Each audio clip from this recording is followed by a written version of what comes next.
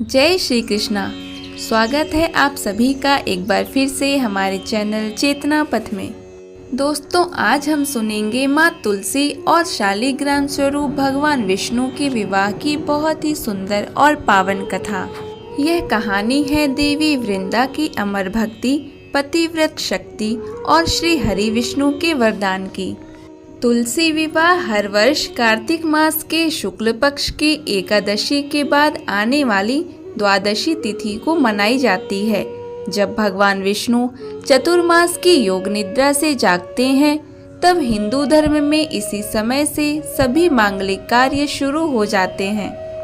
तो आइए चलते हैं हजारों वर्ष पीछे, जहां शुरू होती है पतिव्रता धर्म, भक्ति और भगवान विष्णु के दिव्य आशीर्वाद के प्रतीक तुलसी विवाह की पावन कथा। उससे पहले अगर आप हमारे चैनल पर नए हैं तो वीडियो को लाइक करके चैनल को सब्सक्राइब जरूर कर लें। पौराणिक कथाओं के अनुसार बहुत समय पहले धरती पर एक महान असुर उत्पन्न हुआ, जिसका नाम जालंधर था। जालंधर समुद्र से उत्पन्न हुआ था और अत्यंत पराक्रमी भी था। उसने अपनी शक्ति और धर्मनिष्ठा के बल पर पूरे तीनों लोकों में अपना प्रभाव जमा लिया।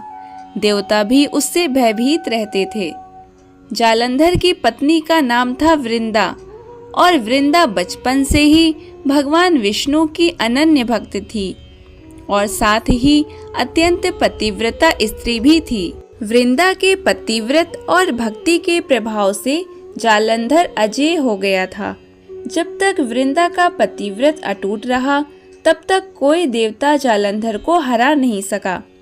देवता असहाय होकर भगवान विष्णु के शरण में पहुँचे। उन्होंने प्रार्थना की कि हे प्रभु, जब तक वृंदा का पतिव्रत अटूट है, तब तक जालंधर का नाश असंभव है। कृपा कर कोई उपाय बताइए। तब भगवान विष्णु ने स्थिति को समझा और एक लीला रची।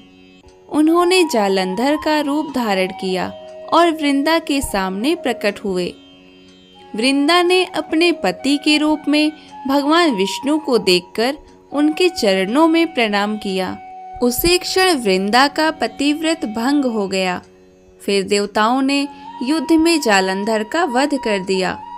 जब वृंदा को यह बात पता चली कि यह उनके पति नहीं बल्कि स्वयं भगवान विष्णु थे, तो वह अत्यंत क्रोधित और दुखी हो गईं। उन्होंने भगवान विष्णु को शाप दिया कि आपने मेरे पतिव्रत को भंग किया है, इसलिए आप पत्थर के बन जाएंगे। भगवान विष्णु ने शांत भाव से वह शाप स्वीकार कर लिया और शालिग्राम शिला के रूप में प्रतिष्ठित हो गए।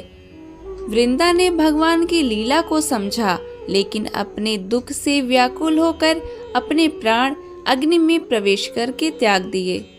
भगवान विष्णु ने अत्यंत करुणा से कहा कि हे वृंदा, तुम्हारे निष्ठा और पतिव्रता धर्म अमर रहेगा।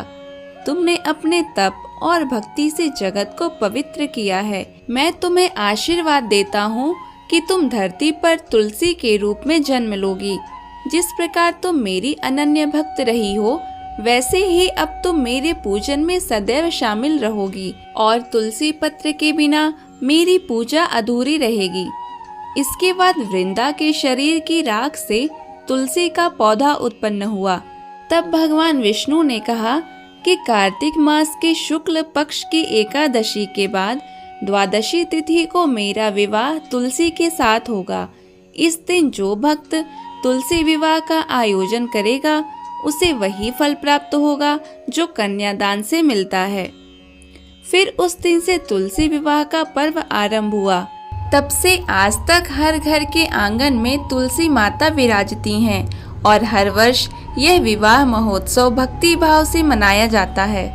इस दिन भक्तजन माता तुलसी को 16 श्रृंगार से सजाते हैं और शालिग्राम या विष्णु जी की मूर्ति के साथ विधि विधान पूर्वक विवाह संपन्न करते हैं।